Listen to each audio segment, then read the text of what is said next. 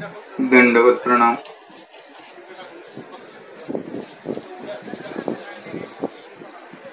सर्वज्ञ श्री चक्रधर स्वामी की जय।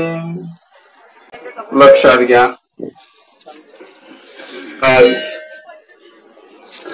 नवरात्र महोत्सवानिमित्त आपण त्या ठिकाणी श्री क्षेत्र मौदा स्थान या स्थानाच्या ठिकाणी भगवान सर्वज्ञ श्री चक्रधर प्रभू भगवंताच्या पदस्पर्शाने पुनीत झालेल्या महत्वपूर्ण असलेल्या की जीवाची वेदना दूर करणाऱ्या स्थानाच्या ठिकाणी आपण या ठिकाणी आलेलो आहोत। जीवाच्या ठिकाणी अनेक प्रकारचे दुःख आहेत, त्या दुःखाचं निवारण खऱ्या अर्थाने या भगवान श्री चक्रधर प्रभू भगवंताच्या स्थानाच्या ठिकाणून, नामाच्या ठिकाणून, प्रसादाच्या ठिकाणून, साधू संतांच्या ठिकाणून होत असतं। आणि म्हणून सर्वज्ञ श्री चक्रधर प्रभू भगवंताने सांगितलेलं आहे, न पाळता आपल्याला पाळायचा, न पाळतं पाळतं करायचं। न पाळतं म्हणजे ज्या ठिकाणी देवी देवतांचा वास आहे, ज्या ठिकाणी अनेक प्रकारचे कुकर्म चालतात, त्या कुकर्मा जसे तुमचे विचार असतील त्यावरच तुमचा आचार अवलंबून आहे। आणि म्हणून जसा जसा आमच्या अंतःकरणामध्ये विचार निर्माण होईल तशा तशा प्रकारचं आचरण आमच्याकडून होत असतं। मग जसं जसं आम्ही नामस्मरण करू तसं तसं आमच्यामध्ये धर्मी दक्षता येत असते। परमेश्वराच्या नामाचा उच्चार केल्याने या जीवात्म्याच्या ठिकाणी एक प्रकारचा वेद संचारला जातो आणि वेद संचारल्या गेल्यामुळे हा जीवात्मा परमेश्वराला अनन्य भावे शरण जातात। आणि म्हणून नामे वेद, आणि नामाने वेद जर संचारला गेला तर त्या नामस्मरणाने आम्हाला सहाय्य होतं। का तर तेने नामे ध्रुवासिया सीख लाविली जय पांडवाती शापू आला, असं सुद्धा म्हटलेलं आहे। किंवा ते नाम उच्चारिले द्रौपदाऊसे जय कौरवी अवकळा केली तै कौरव तेने नामेची संहारिले। द्रौपदीवरती संकट आलं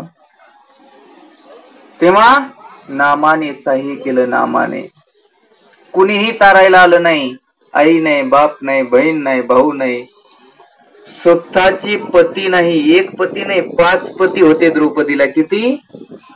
तुम्ही एक पती आहे तरी म्हणतात की आमचा पती आम्हाला तारण्याकरता येईल, परंतु लक्षात घ्या, तुमची पत्नी तुमच्या करता येत नाही किंवा तुमचा पती तुमच्या करता येत नाही।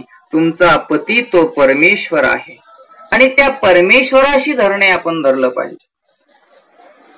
जेव्हा द्रौपदीचा भर सभेमध्ये दुशासनाने तिचे केस पकडले, भर सभेमध्ये ओढत आणलं आणि ओढत आणल्याच्या नंतर तिथे सभा भरलेली आहे। सभामध्ये द्रोणाचार्य, भीष्माचार्य, अनेक ग्रंथ सामग्री, विद्वान, ज्ञानी, पंडित त्या ठिकाणी उपस्थित होते, अनेक राजे सुद्धा त्या ठिकाणी उपस्थित होते, परंतु कुणीही तिला सोडवू शकलं नाही। तिने मात्र दोन्ही हात भगवंताकडे केले आणि देवा, आता माझी लाज तूच राखायची, माझी लाज तूच राखायची, तुझ्या वांचून माझी लाज कुणी राखू शकत नाही। दोन्ही हात जोडले आणि त्या भगवंताचा धावा केला, भगवंताचं नामस्मरण करू लागले। भगवंताचं नामस्मरण जसं जसं करत होती तसं तसं मात्र तिला वस्त्र पुरवत होते देव, तसं तसं वस्त्र पुरवत। मग आम्ही जर भगवंताचं नामस्मरण केलं तर देव आमचं का पुरवणार नाहीत? पुरवतील। तशी अर्थता आमच्या अंतःकरणामध्ये। किंवा त्या कौरवांना अवकळा लावली म्हणजे कशा प्रकारे अवकळा लावली की ज्याप्रमाणे दुशासनाने त्या भरसभेत ओढून आणलं, कितीही वस्त्र काढलं तर तिच्या अंगावर परत वस्त्र तितकंच राहील। सगळे परेशान झाले, घाबरले। घाबरल्यानंतर कृष्णाची प्रतिमा त्यांना प्रतिबिंबित दिसली अदृश्य रूपाने आणि त्यांनी ओळखलं की हिचा पाठीराखा मात्र कृष्ण आहे। कृष्णाला कुणी हरवू शकत नाही, परमेश्वराला कुणी हरवेल असा कुणी एक जगात नाही आणि परमेश्वराला हरवणारा कोण असेल तर तो भक्त आहे. जो अनन्य भावे शरण गेलेला आहे, परमेश्वरालाच नामस्मरण करणार आहे, तोच परमेश्वराला हरवू शकतो. दुसरा व्यभिचारी व्यक्ती, दुष्परिणामाचा दुष्कृती करणारा व्यक्ती कधीही परमेश्वराला हरवू शकत नाही. म्हणून नामस्मरण महत्वाचं. आता हे नामाचे दाट आहे. जेव्हा सर्वज्ञ श्री चक्रधर प्रभू भगवंत निरूपण करत होते, कुठे निरूपण केले तर खडकुली या ठिकाणी निरूपण केलेलं आहे. नाम सांगितलं, हे नामस्मरण करा. डोमेग्राम या ठिकाणी जेव्हा माहीम भट्टांना सांगितलं, 5 नाम सांगितले, तेव्हा माहीम भट्ट म्हणतात, जी आम्ही दास्य कवनाचे करावे, तुम्ही तर म्हणता दास्यमोचक. मग दास्य कवनाचे करावे तर दास्य गोपाल कृष्णाचे सांगितले, दत्तात्रय प्रभूंचे सांगितले. ते म्हणतात द्वापार श्रीकृष्ण भगवंत द्वापार युग तर गेलं, कर्पूर कज्जवत म्हणजे कापुरासारखं देह त्यांनी विसर्जित केलं. ज्याप्रमाणे कापूर जळतो ना, त्याप्रमाणे श्रीकृष्ण भगवंत निजधामाला गेलेले आहेत. आणि निजधामाला गेलेल्या गोपाल कृष्ण भगवंताशी संबंध मात्र खऱ्या अर्थाने ते गोपाल कृष्णाचं वर्णन करून स्वामी सांगतात की माहीम भट्टाला म्हणतात की कृष्ण भगवंताचं दास्य करा, कृष्ण भगवंताची सेवना करा आणि त्या भगवंताचं नामस्मरण करा. ते म्हणतात द्वापार युग गेलं, ते युगही नाही आणि कापुरावत त्यांनी ते निजधामाला गेले आणि त्यांचं दास्य आम्हाला कसं शक्य आहे. तेव्हा स्वामी म्हणतात दत्तात्रय प्रभूंचं करा.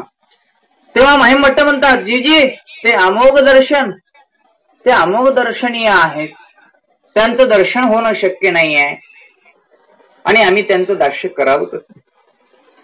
तेव्हा स्वामी म्हणतात द्वारावतीकारांचं करा, चक्रपाणी भगवंतचं.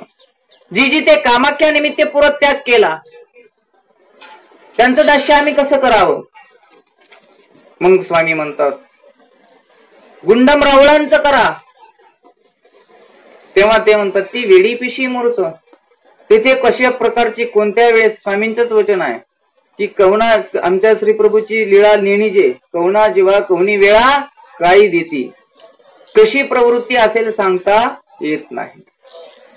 मग स्वामी स्वतःची मांडी थापडतात आणि येथीचे किजे म्हणून सांगतात आमचं करा. आणि मग हे 5 नाम त्या ठिकाणी सांगितले. परंतु हे 5 नाम सांगितल्याच्या ही नंतर खडकुली या ठिकाणी स्वामींचं वास्तव्य असताना स्वामी खडकुली इथे नागदेव आचार्यांना प्रश्न पडलेला आहे. त्या पंथाचे प्रथम आचार्य श्री नागदेव आचार्य.